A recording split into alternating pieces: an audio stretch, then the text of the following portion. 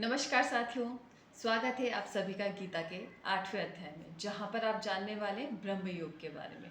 ब्रह्म योग जिसे प्राप्त करके आप परम पुरुष बन सकते हैं और अपने जीवन को सफल बना सकते हैं। श्री कृष्ण ने अर्जुन को समझाते हुए कहा कि ब्रह्म योग यानी कि तुम्हें ज़रूरत है एकाग्र होने की, ध्यान करने की। जब तुम एकाग्र होते हो और मन को एकाग्रचित करके ध्यान करते हो तो तुम ब्रह्म योग को प्राप्त करते हो, जहाँ पर जीवन बहुत ही आसान हो जाता है और आप धीरे धीरे ब्रह्म से अपने जीवन को सफलता की ओर ले जाते हैं। ब्रह्म योग जब यानी कि आप देखते हैं कि श्री कृष्ण की आप भक्ति करते हैं और ब्रह्म योग के बारे में आप समझते हैं, एकाग्रचित होते हैं, तो वहाँ पर आप देखते हैं कि जब आपका अंतिम समय आता है और उस अंतिम समय के अंदर जिस भी चीज़ का विचार करते हैं तो वही आपका अगला जन्म निर्धारित करती है। तो इसलिए श्री कृष्ण कहते हैं कि तुम एकाग्रचित हो और मेरा ध्यान करो। जब तुम मेरा ध्यान करते हो तो तुम परम मनुष्य बन जाते हो और परम धाम को प्राप्त करते हो।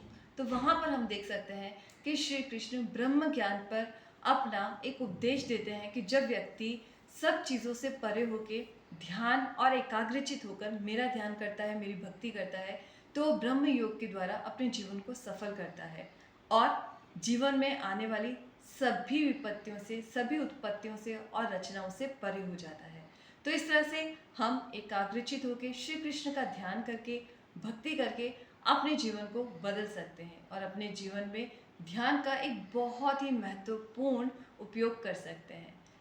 इसी तरह से हम देख सकते हैं कि किस तरह से गीता का 8वां अध्याय हमारे जीवन में बहुत ही महत्वपूर्ण है। तो आने वाले अध्याय में हम जानेंगे कि किस तरह से श्री कृष्ण उपदेश देते हैं अध्याय 9 के बारे में, यानी कि गीता